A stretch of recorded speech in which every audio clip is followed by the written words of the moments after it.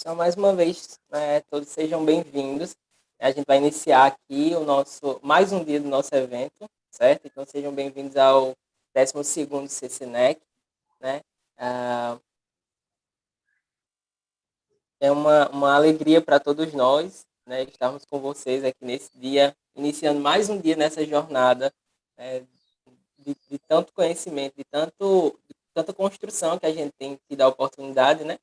E aí agora a gente vai iniciar aqui a nossa palestra, né, com a nossa palestra que tem como tema a síndrome congênita do Zika, os impactos e a evolução da função motora.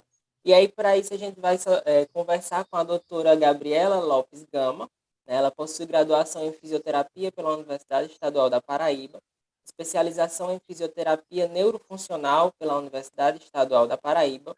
Ela é mestre em fisioterapia pela Universidade Federal do Rio Grande do Norte e doutora em ciências pela Universidade de Cruzeiro do Sul.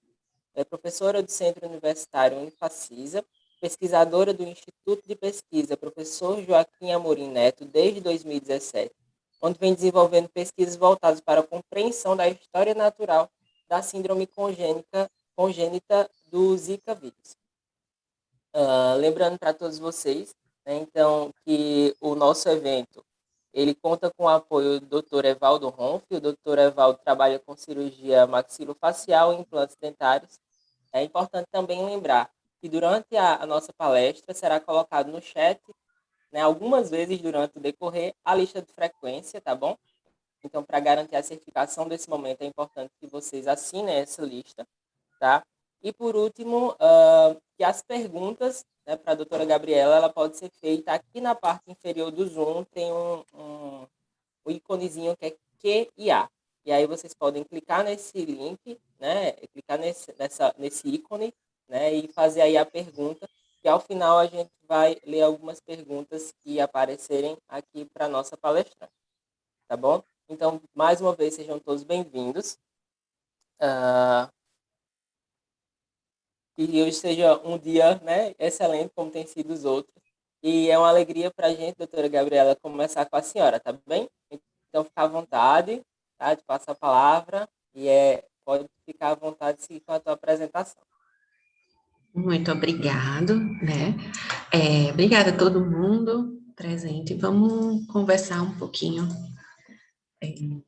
Trouxe algumas coisas para vocês, para a gente conversar sobre a síndrome congênita do Zika, né? Que é uma doença descoberta relativamente há pouco tempo, e se a gente pensa em outras patologias que a gente tem na infância, foi descrita muito recentemente, e a gente ainda está entendendo a história natural dessa doença, o que ela tem de repercussões, e a gente, particularmente, hoje eu vou conversar sobre o que acontece na função motora dessas crianças, o que a gente tem observado, o que a gente tem de particularidades, e principalmente quais são os desafios que a gente vem enfrentando,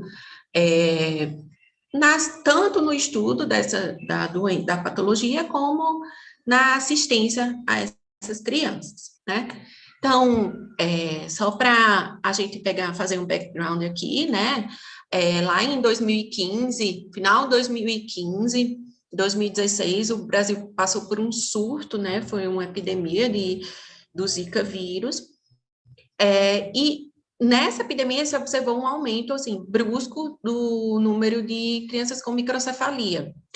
E aí, para vocês terem noção, até 2014 se tinha, em média, 5 casos de microcefalia a 100, por outras causas. E isso, em 2015, isso dobrou, passou a ser 54,6 a cada 1.000 crianças nascidas, né? Então, então você vê que teve um aumento brusco, começou-se a se investigar o que acontecia isso, e viu-se que a causa era o Zika, né, o vírus Zika, ele não é um vírus novo, que a gente teve de novo lá em 2015, foi realmente a microcefalia, porque é um vírus que já foi descrito desde 1947, mas ele causa de modo geral, na população em geral, sintomas leves, febre, dor de cabeça, algumas dores articulares, e exantema, né, aquelas vermelhidões. Especificamente nas gestantes, aí é a grande preocupação que a gente tem com a infecção do Zika, porque ele atinge os fetos, e começou-se a se ver uma série de... Deixa eu só um instante. Uma série de comprometimentos, né, neurológicos, achados neurológicos em crianças cujas mães tinham sido infectadas durante a gestação. Então, começou a se ver em exames de ressonância e tomografia que, ao nascer, essas crianças apresentavam calcificação, né, lá no parênquima, no tálamo, no núcleo da base, ou em tronco encefálico, o aumento do ventrículo, né, a lisencefalia, a paquigíria, a hipoplasia de cerebelo, de cerebelo e de corpo caloso, e comprometimentos no tronco. Então, eles começaram a ver que não era só a microcefalia, né? A microcefalia é um achado clínico que chamou a atenção inicialmente, mas por trás tem vários achados neurológicos que estão envolvidos.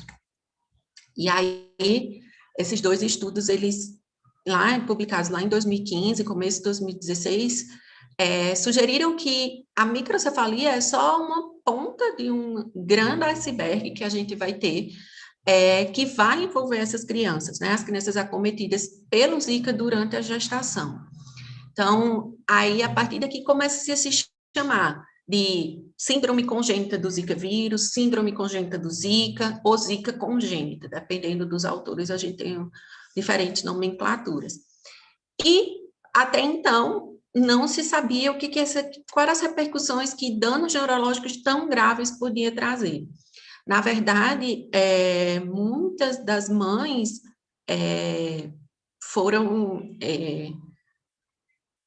foi dito a elas, né, que as crianças não iam nascer e se achavam muitas das crianças pelos achados neurológicos ainda na gestação, que era inviável, e muitas das crianças nasceram e estão vivas até hoje, e vou mostrar para vocês um pouquinho o que a gente vem conseguindo com elas, né?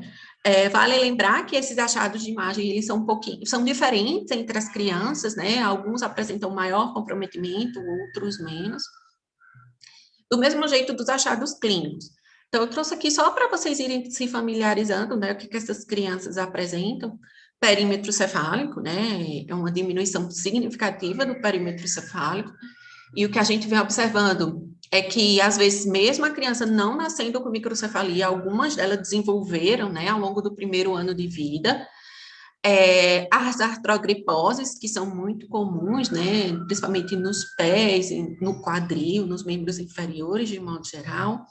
Alterações oculares, algumas dessas crianças, elas apresentam baixa visão, comprometimento de audição, crises convulsivas de difícil controle, né, algumas, a partir dos 6 meses, elas começam a apresentar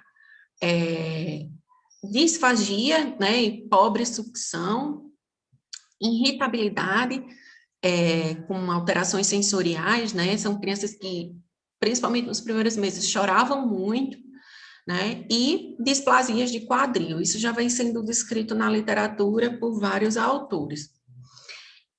Comprometimento motor severo, essas crianças apresentam, comprometimento cognitivo, alterações do tônus e a irritabilidade, como a gente falou. Como eu disse a vocês, vários autores vêm investigando isso, e pensando especificamente na função motora das crianças com Zika, foi aí que a gente começou o nosso grupo de pesquisa lá no IPESC, né, no Instituto de Pesquisa Professor Joaquim Amorim Neto, a gente começou a estudar a função motora dessas crianças. Então, esse foi o primeiro estudo que a gente publicou, né, que a gente avaliou 59 crianças com a síndrome congênita do Zika.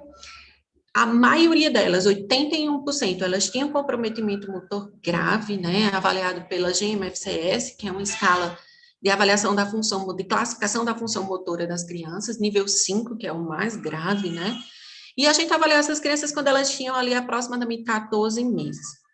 E a gente buscou entender quais são os fatores que estão relacionados a isso, né? O comprometimento mais grave dessas funções. E a gente observou renda per capita dessas mães, né?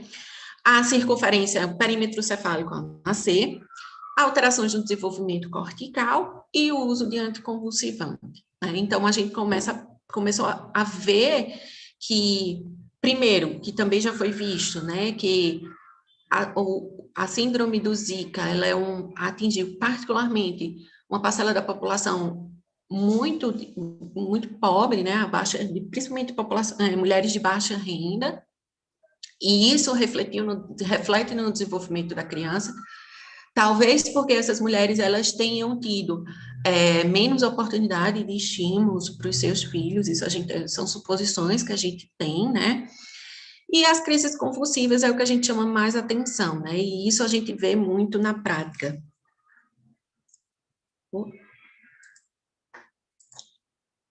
E isso a gente vê na prática que crianças que têm crises convulsivas, elas têm mais dificuldades motoras. A gente começou a ver isso e os dados confirmaram, né? A gente também pode suspeitar que essas dificuldades podem ser consequências das medicações que essas crianças usam, né? Então, maior comprometimento às mães de menor renda e também a crise convulsiva, que pode ser uma consequência do uso das medicações e também pelo comprometimento neurológico grave.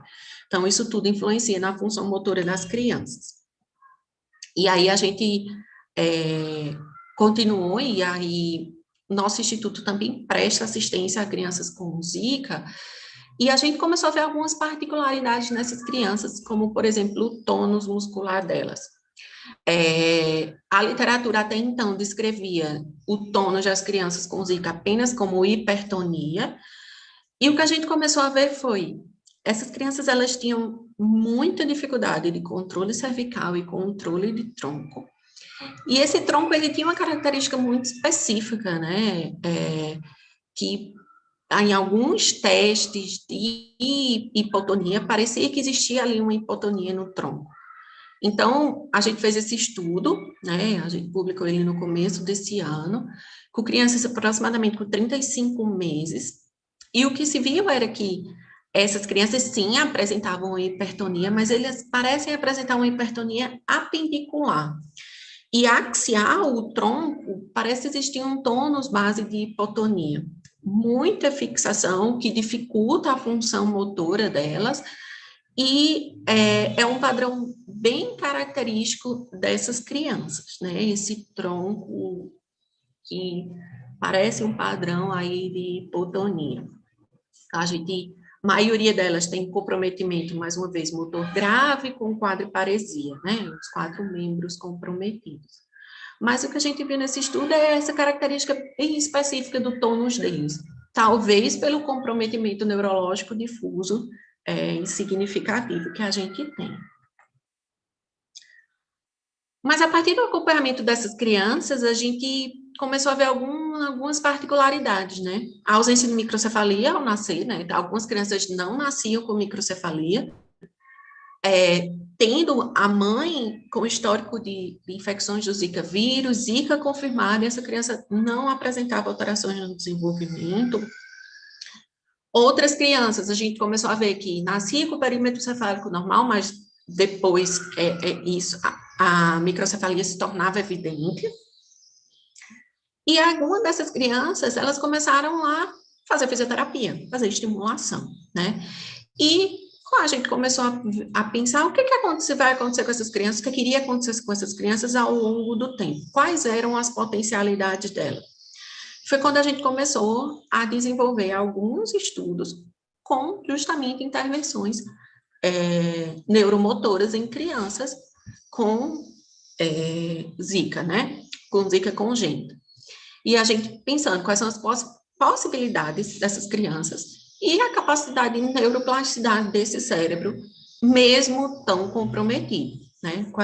Onde é que a gente poderia chegar? Então, a ideia dos nossos protocolos, ele começa com essa criança, né? Essa criança foi o primeiro caso publicado de Zika. Esse artigo, esses dados, eles estão submetidos para publicação, eles ainda não foram publicados, mas ele está submetido para publicação porque essa criança, ela é particularmente, a evolução dela é particularmente importante para tudo que a gente veio depois, né? Então, foi o primeiro caso de Zika descrito. Essa criança, ela apresentava microcefalia severa, comprometimento neurológico também severo, mas essa criança, ela começou a ser estimulada a partir do 4º dia de vida. A mãe dela era fisioterapeuta e começou a fazer estimulação precoce com essa criança a partir do 4º dia de vida, né? Então, com mobilizações, estimulação do desenvolvimento, né? Então, essa mãe fazia mais ou menos 2 vezes por dia, totalizando aí 45 minutos, em média, fazia essa estimulação. E aí começou a se ver evoluções, né? Como vocês podem ver aí na imagem, ela começa a ter 4 meses, ela tem controle de tronco, 7 meses ela já senta sozinha, com um pouquinho de apoio, né? Então, com 11 meses ela já ficava em pé com apoio. E aí, aos 17 meses, essa criança, ela começou a fazer parte, a ser acompanhada pelo instituto, né? E ela começou a fazer fisioterapia com profissionais especializados, baseado em 2 conceitos que já eram usados em crianças com paralisia cerebral, que é o conceito Bombat e o conceito Pédia-Suíte. E o que a gente viu foi que essa criança melhorou muito, né? Então, ela, aos 31 meses, ela já caminhava de forma independente, né? Ela foi para a escola, deixa eu ver aqui a foto da escola. Aqui. Essa aqui é uma foto dela, aqui é ela na escola, né? Ela foi para a escola. Então, ela conseguiu atingir todos os marcos, né? Do desenvolvimento muito próximo do que a gente espera para uma criança normal. Então, esses achados chamam a atenção e eles nos chamam a atenção, principalmente porque é uma criança que tem danos neurológicos graves. E o que aconteceu com essa criança que ela conseguiu, mesmo assim, ter uma evolução motora tão boa, né? Então, a gente tem teve algumas hipóteses para isso ter acontecido, né? Ela é uma criança que não tem crise convulsiva, né? Então, ela não faz uso de nenhum tipo de medicamento até hoje. Ela não tem histórico de crise convulsiva. Ela é uma criança que ela não tem comprometimento visual, não tem comprometimento auditivo e não tem disfagia, mesmo com esse comprometimento neurológico grave.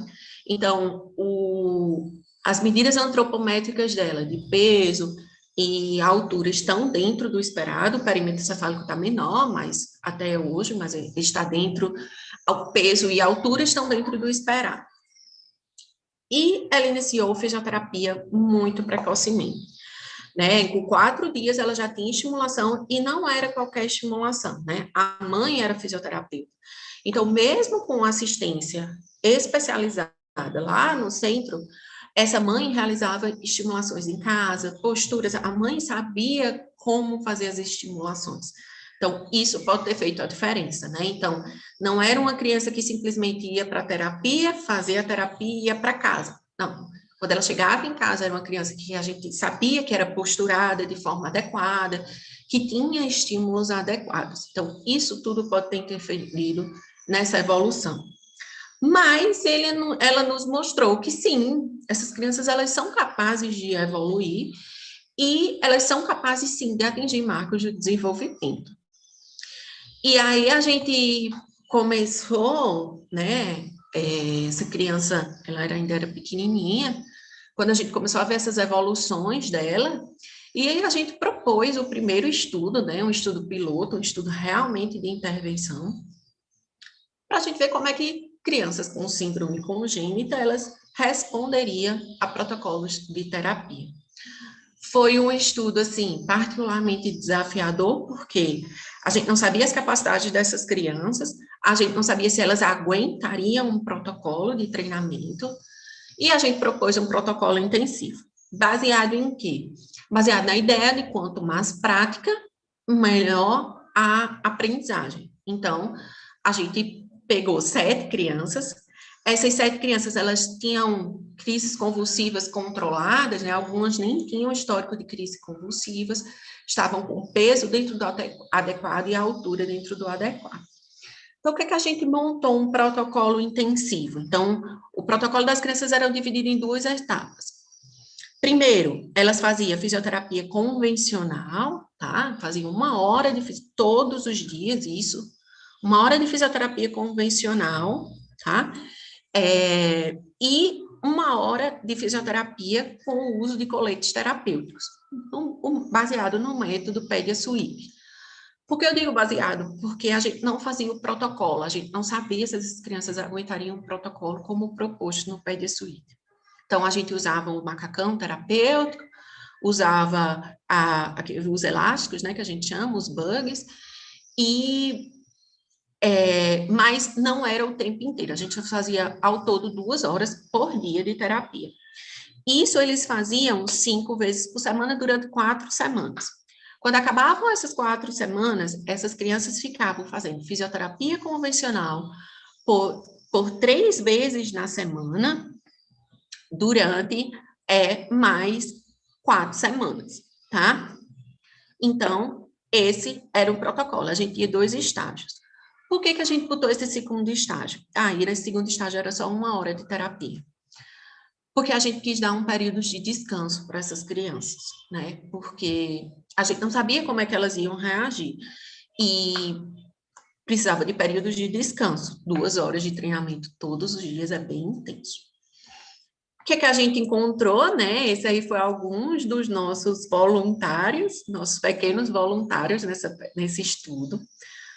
Crianças melhoraram significativamente a função motora, principalmente quando a gente fala em posições deitadas e sentadas, e a maioria delas foi capaz de sentar sozinha depois de 1 ano de intervenção, ao longo do primeiro ano, 1 ano depois não, mas ao longo do primeiro ano, né?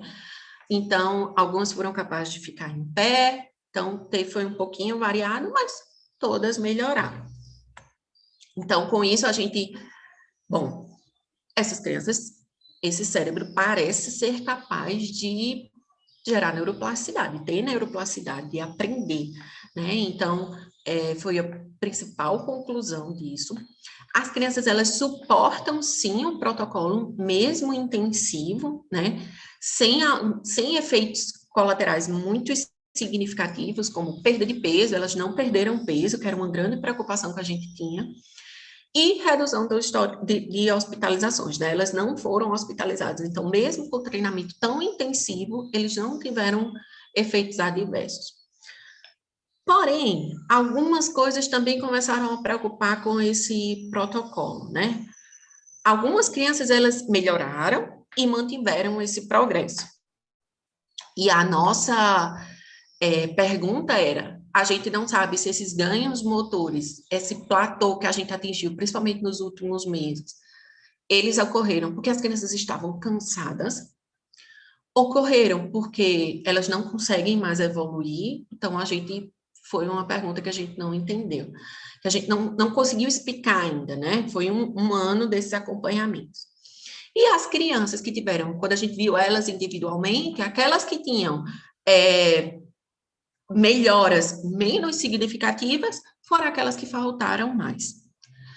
Então, esse estudo serviu para a gente ver muita coisa, né? Mas também a gente ficou com várias perguntas, né? Então, qual é que era a viabilidade disso, né? A gente está falando do treinamento de 2 horas diárias, né? Com profissionais especializados, né?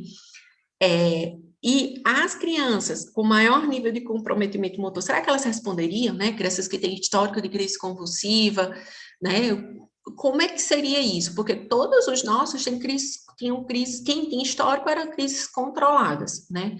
Então, até que ponto a gente era viável a implementação desse protocolo para um número maior de crianças? E aí, pensando nas crianças com maior comprometimento motor, a gente propôs outra intervenção, né, que esses dados também estão submetidos para publicar, e a gente avaliou crianças entre 21 e 35 meses. A maioria delas também comprometimento motor grave, tá? E o que a gente propôs? Bom, terapias de 1 a 5 vezes por semana, de acordo com as condições das crianças.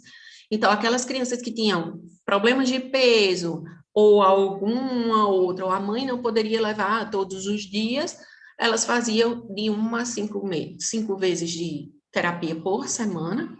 Cada sessão, 45 minutos, né?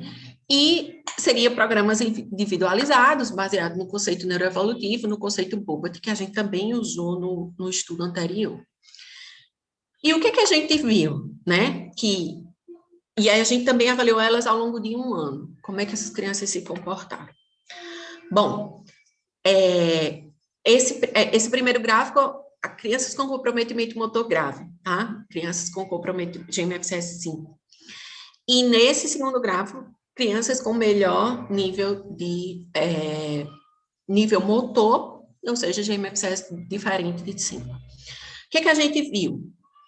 Crianças com comprometimento motor grave melhoraram de forma significativa ao longo de 1 ano de intervenção, tá?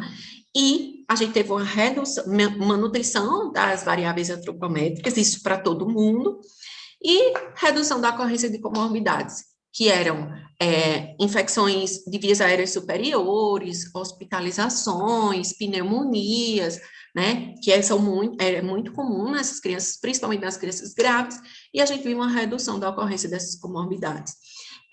Infecção urinária, né, então também são comorbidades comuns. Já as crianças com GMFCS, diferente 5, crianças motoramente, vamos dizer, melhor classificadas, elas não tiveram diferença significativa. Elas melhoraram, mas não melhoraram de forma significativa com essa 1 hora. Então, com isso, né, a gente conseguiu ver que é uma abordagem segura, né, esses 45 minutos e o Bobat parece ser uma abordagem segura para crianças tão graves, né, então, e é possível, né, então a gente viu com crianças menos comprometidas, elas melhoram, e mesmo as crianças mais comprometidas, a gente pode, sim, ver diferença nessa função motora, e isso gera uma neuroplasticidade aí, né? Mas é importante a gente lembrar que isso foi feito com profissionais habilitados e capacitados, né, profissionais experientes, e melhorou a redução da ocorrência de comorbidades, e nenhuma das crianças foi a óbito, né, nesse período. Então, enquanto estudo de intervenção, esse foi o que a gente desenvolveu, mas claro que não foi só a gente que desenvolveu, né, a capacidade de melhora da função motora de crianças com Zika. Ele foi observado em outros estudos, então esse estudo aqui, ele foi um estudo de caso, acho que foi um dos primeiros a serem publicados nessa perspectiva de intervenção. Uma criança que ela tinha 17 meses no início da intervenção, e ela realizava fisioterapia domiciliar 2 vezes por semana, e os pais, eles eram orientados a fazer todos os dias estimulações. Eles tinham algumas atividades de estimulação da criança que ele tinha que fazer em casa. E as sessões duravam de 15 a 20 minutos, foi feito durante 6 semanas. O que é que se observou? Que essa criança se observou uma melhora no alinhamento do tronco e da cabeça, então melhora na função motora e melhora na participação social, o que é particularmente importante, né? Quando você pensa em alinhamento de tronco em cabeça, então significa que essa criança vai olhar para o mundo, vai conseguir interagir mais.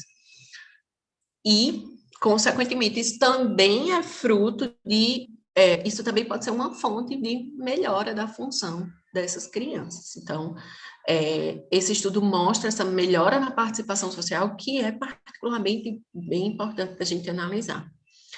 Mas os atores descreveram que teve, no final da intervenção, a criança começou a ter medo de se manter em posturas muito baixas. Então, se manter deitada, essa criança começou a apresentar medo. Algumas das nossas crianças no centro apresentam isso, e ainda não é bem explicado o que é que pode causar isso. O outro estudo com intervenção também, que foi publicado, né, que era uma intervenção centrada na família. Como é que acontecia? Tinha um grupo de intervenção, um grupo controle. Eram 16 semanas de intervenção. Então, era feito um treinamento intensivo orientado para a educação dos pais e o enriquecimento do ambiente domiciliar. Essas mães eram mandadas para casa, né? Uma sessão por semana, elas tinham orientações, elas tinham workshop, mas os terapeutas só encontravam as crianças, só faziam visitas domiciliares 2 vezes. Só existiam 2 visitas ao longo dessas 6 semanas. Então, era uma intervenção que era bem focada, era centrada na família. E o grupo controle, que fazia sessões de fisioterapia convencional, né? Fono, físio e TO. O que se viu, né? As crianças, elas tinham em média de 6 meses, e o que é que se viu? Que as mães relataram um melhor desempenho infantil, né? E com o enriquecimento do ambiente. Mas, em termos de avaliação, de instrumentos de avaliação da função motora, não se observou melhora motora ou cognitiva nessas crianças. Então, todos esses estudos juntos nos leva a alguns pontos que precisam ser pensados, que precisam ser questionados e estudados sobre o desenvolvimento dessas crianças, né? Então, a gente já viu que ela tem um largo espectro de comprometimento, que vai muito além da microcefalia. Elas apresentam um comprometimento muito grave. Elas são capazes, apesar disso, do comprometimento motor, elas são capazes de gerar, quando estimuladas de forma adequada, de ter melhoras motoras, o que sugere uma neuroplasticidade. Por que eu digo que sugere? Porque nenhum estudo de intervenção usou imagens para ver essas melhoras. Essas crianças, elas suportam programas de reabilitação, que era um dos receios que a gente tinha no começo, né, que o que aconteceria com essas crianças? Perda de peso, já são crianças tão graves, será que elas aguentariam? E elas, sim, elas aguentam. Esses estudos também ensinaram para a gente que precisa ter uma interação entre participação dos pais e programas especializados. Então, vamos dizer, essa associação parece ser bem importante, né? Então, o enriquecimento desse ambiente domiciliar, orientação para os pais, enquanto posturas, enquanto alinhamentos, quanto como estimular essas crianças em casa, também é importante. E o acompanhamento de profissionais especializados, porque a gente vai ver que as mães têm dificuldade em fazer essas estimulações em casa. Então, parece ser importante essa associação. Desafios que a gente tem inúmeros, tá? Mas essa participação dos pais é muito difícil, particularmente difícil, porque a questão de posturar em casa, né? É uma criança que demanda atenção 24 horas, são muito dependentes. E a participação dos pais, às vezes, é um pouquinho difícil. Continuidade nesses estímulos, essas crianças estão aí com 5 anos e dar continuidade desses estímulos é cansativo para essas mães. Acesso à terapia, né? Infelizmente, nem todas têm, como eu falei, a maioria das mães, elas têm renda, são de classe muito baixa, a renda per capita delas são muito baixa. Então, infelizmente, nem sempre elas têm acesso a terapias, a esses profissionais especializados. E elas, muitas vezes, relatam muito cansaço, né? E comorbidades, também outro grande desafio para a gente, porque o controle dessas crises convulsivas, a disfagia que tem, consequentemente, dificuldades nutricionais dessas crianças, pneumonias por aspiração, broncoaspiração. Então, isso é um grande desafio para a gente hoje, né? Manter, controlar essas comorbidades, para dar condições dessa criança, desse cérebro se desenvolver. E aí, pensando nessas perspectivas, nesses desafios que a gente já tinha antes da pandemia, Talvez uma coisa que vocês estejam se perguntando, e muita gente se pergunta por aí, era o que aconteceu com essas crianças durante a pandemia de Covid-19, né? Então, são crianças que elas já foram vítimas de uma epidemia lá em 2015, e hoje elas estão vivenciando uma segunda, está vivenciando uma pandemia agora, né? E é um grupo de risco, né? São crianças que têm comorbidades graves e grupo de risco aí. Então, essa foi uma preocupação nossa. Primeiro, como que essas mães iriam lidar com essa questão do distanciamento, até porque o nosso centro, em março de 2020, ele precisou ser fechado pelas medidas de isolamento. Essas mães que tinham assistência quase que diária não estavam tendo. Então, a gente continuou algumas assistências, uma equipe multidisciplinar acompanhava essas mães remotamente, mas a gente tinha algumas dificuldades, né? Algumas mães não tinham acesso à internet, a gente tinha muitas dificuldades. Então, a gente começou a se perguntar como é que essas mães estavam encarando isso. Então, em julho de 2020, nossas atividades ainda não tinham retomado, a gente fez esse estudo com as mães, para ver como é que essas mães estavam lidando com, com o isolamento social e como que ela estava no dia a dia delas, né? Entendendo o que acontece com as mães indiretamente, a gente compreende o que acontece com a criança, o contexto da criança, né? Então, não dá para falar em função motora, em melhora de função motora, sem pensar em toda a questão social que envolve. Então, o que a gente viu, então a gente fez entrevistas, eram entrevistas online, então já era uma limitação que a gente sabia que existia no nosso estudo, porque a gente não podia encontrar elas. Então, o que a gente viu? Que essas mães, elas tinham acesso a produtos de higiene, até porque o nosso centro viabilizava para algumas, quando necessário, elas se sentiam um pouco informadas. Então, elas tinham o equipamento, mas elas não se sentiam informadas. Apesar da gente fazer todo um programa, um programa de educação em saúde voltado para essas mães. Elas tinham muito medo que seus filhos fossem contaminados pela Covid, né, fossem diagnosticados com Covid. E aí a gente perguntou a elas quais eram os sentimentos que elas tinham. Medo, ansiedade e estresse. Né? Alguns se isolaram em casa, não saía para nada. Né? A maioria seguiu realmente o isolamento social, mas, mais uma vez, questões sociais limitavam esse isolamento. Porém, quando a gente aplicou instrumentos de avaliação de ansiedade, estresse e sinais de depressão, o que a gente viu? Níveis de sobrecarga moderado nessas mães, nível de ansiedade mínimo, apesar delas se descreverem ansiosas, e sem sinais de depressão, o que chamou muito a atenção da gente, isso. O que pode ter acontecido? Bom, essas mães, elas estavam tendo um acompanhamento remoto, as mães e as crianças, então isso pode ter minimizado esses efeitos psicológicos, e o tipo de pesquisa, era uma pesquisa online, a gente não conseguiu captar todas as mães, e talvez as mães que tinham maiores dificuldades não foram avaliadas. Outra coisa que chamou a atenção da gente é a relação entre essa sobrecarga e a escolaridade. Então, mães que tinham maior nível de escolaridade, elas se sentiam mais sobrecarregadas. A gente começa a ter trabalho remoto por algumas delas, conciliar os cuidados com filhos com esse trabalho talvez tenha dificultado elas. Ajuda financeira e ansiedade, então, a maioria das nossas mães, elas precisam de auxílio financeiro, seja do governo ou de terceiros, e isso era uma fonte de ansiedade para essas mães, e crises convulsivas, né?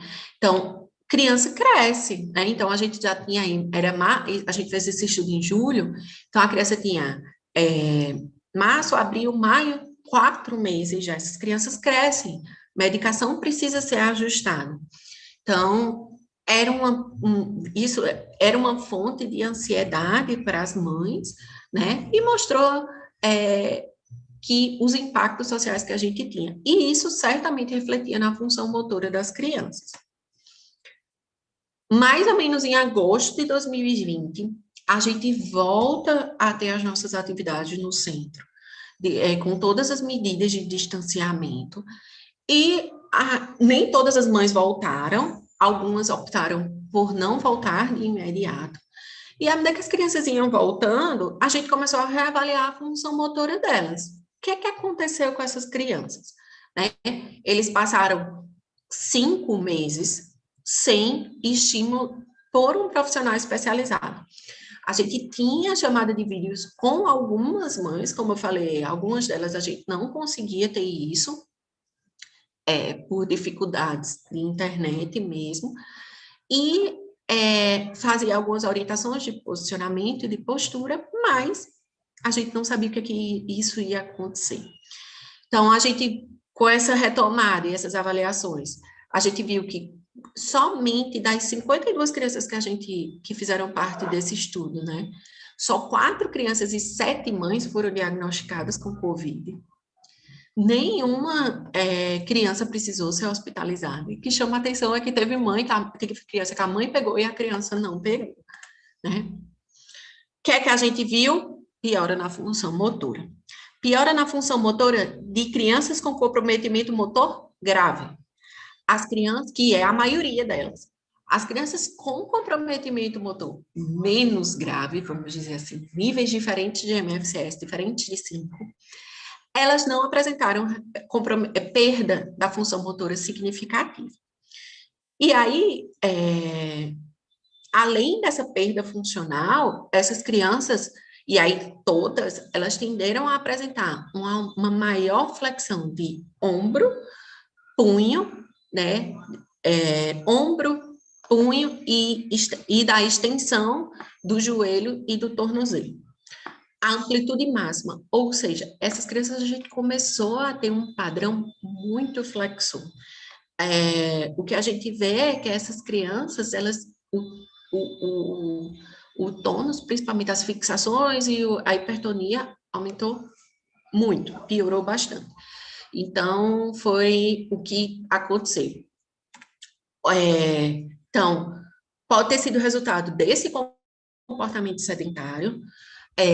As mães, o acompanhamento remoto tem muitas dificuldades, dentre elas, mesmo a mãe tendo contato com a gente, era muito difícil para ela manusear essas crianças, né? Talvez as crianças com GMFCS diferente de 5, essas crianças tinham tido maior capacidade de explorar o ambiente, e isso também gera neuroplasticidade. E elas tiveram uma tendência de maiores fixações, como eu falei, né? Então, esse estudo nos mostrou a necessidade que a gente tem de inserir esses pais de forma mais ativa nesse processo de reabilitação. A gente não sabe se a gente vai precisar passar por períodos como esse, em que de falta de acesso. Então, mais uma vez, demonstra a necessidade de compartilhamento mesmo de tarefas e do programa de reabilitação com essas mães, e também a importância de um acompanhamento especializado. A gente acha que precisa andar em paralelo isso aí para a gente ter melhores funções. Mas também a gente não pode esquecer que tem uma história natural de uma doença e a gente está tentando entender como é que esse cérebro funciona. Será que essas perdas foram pelo isolamento? Ou é uma história natural da própria patologia? Então, a gente já avançou muito em compreender a zika congênita, né? A gente já avançou muito em compreender o que é que esse cérebro e essas crianças são capazes, e aprendemos positivamente, né? Nos surpreendemos com os resultados, mas ainda tem muita pergunta aí pela frente que a gente precisa esclarecer, né? O que se espera do futuro? Geralmente, quando a gente conversa sobre essas crianças, muita gente pergunta para a gente, e aí, o que vai ser? Não se sabe. A gente está falando de uma doença que foi descrita pela primeira vez em 2016, 2015, 2016. A gente não sabe o que vai ser do futuro dessas crianças. O que é que elas são capazes? Também não sabemos. Nos surpreende, diante dos achados neurológicos delas, dos achados de imagem, as capacidades dela, né, a capacidade motora de muitas delas, mas a gente não sabe até onde esse cérebro é capaz de gerar mudanças, né, para promover funcionalidade. Qual é a melhor intervenção? Elas conseguem, elas suportam a intervenção, mas o que é melhor, ainda não sabemos.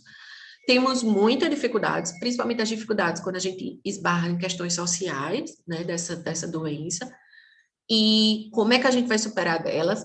Temos muitos questionamentos também. E qual é a história natural, né? E entra na história, o que é que a gente espera dessas crianças? Muito se tem a pesquisar e compreender melhor a capacidade dessas crianças, tá? Muito obrigado, gente. Eu acho que era isso que eu queria para falar para vocês e estou aberta para perguntas. Obrigado, professora. Acho que, enfim, trouxe muito conhecimento para a gente, né? E enche o nosso coração, assim, de questionamentos mesmo, né? E aí eu tenho uma pergunta para a senhora a respeito do protocolo lá a senhora falou, né, que no início não se sabia o quanto essas crianças tinham resistência para suportar, né, os protocolos. E a senhora falou até que um dos protocolos vocês não seguiam completo porque vocês tinham receio. E aí, depois disso, que vocês viram que as crianças suportam um pouco mais, esse protocolo mudou, aumentou o tempo, aumentou essa intervenção? Então, depois que a gente fez aquele protocolo de 2 horas, a gente viu que essas crianças atingiram um platô e que elas estavam realmente muito cansadas.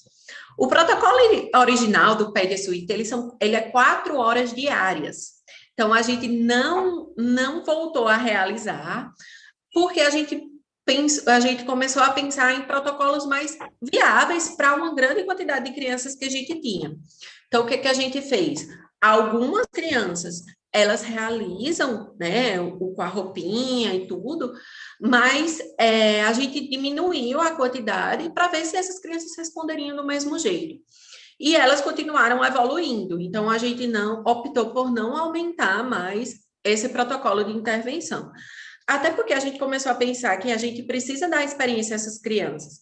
Então, uma criança que passa 4 horas na terapia por dia, ela precisa ir para casa, criança precisa brincar, criança precisa explorar o ambiente doméstico, né? Então, a gente optou por, na verdade, diminuir esse protocolo. Uhum, entendi. Outra questão é a respeito da microcefalia mesmo, que é uma condição que ela existe antes do Zika vírus, né?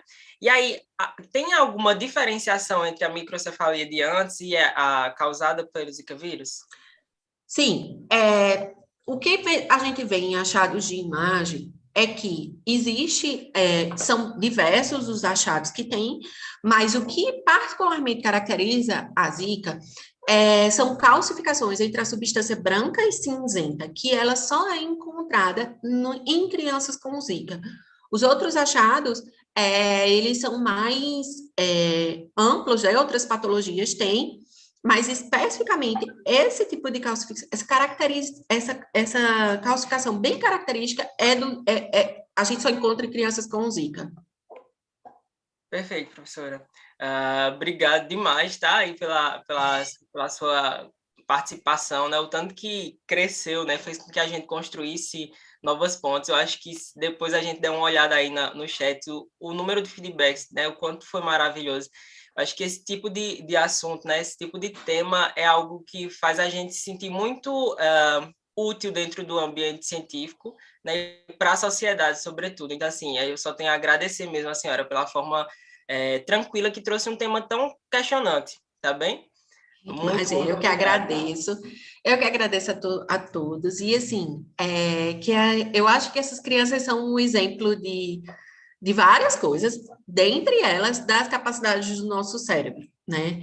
Então, mesmo com comprometimento, e isso eu falo sempre, mesmo com comprometimentos motores, neurológicos tão graves, elas estão vivas, porque tem crianças que você olha a ressonância ou a tomografia, você olha, essa criança não está viva, não tem condições.